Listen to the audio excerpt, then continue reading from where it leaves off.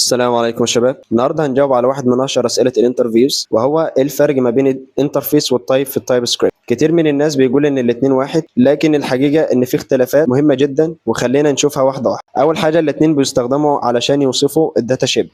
يعني لو عندك مستخدم وعايز تحدد ان لازم يكون عنده نيم وايدج، تقدر تعمل ده باستخدام الانترفيس او التايب، وفي الحاله البسيطه دي الاتنين هيشتغلوا بنفس الطريقه. طيب امتى يبدا الفرق الحقيقي؟ اول فرق مهم جدا ان الانترفيس بيدعم خاصيه اسمها ديكليريشن ميرجين، ودي معناه انك تقدر تعرف نفس الانترفيس اكتر من مره وتضيف نيو بروبرتيز، والتايب سكريبت هيجمعهم مع بعض دايناميكلي. اما التايب سكريبت ما ينفعش تعمل فيه كده، ولو حاولت هيظهر لك ايرور. طب هل ده معناه ان الانترفيس افضل؟ لا، لان التايب اكتر مرونه. مثال، لو عايز فاريبل يقبل اكتر من نوع هنستخدم اليونيون تايب، ولو عايز تجمع نوعين مع بعض هنستخدم الانترسكشن تايب، ولو عايز تعمل نيو نيم لتايب موجود هنستخدم الالياس تايب، ولو عايز تعرف شكل الفانكشن برضو التايب هو الخيار الانسب. طيب امتى استخدم الانترفيس؟ لو بتعرف اوبجكت او بتفتش اي بي ايز او بتستخدم بروبس في رياكت، ففي الاغلب الانترفيس هو الاختيار الممتاز.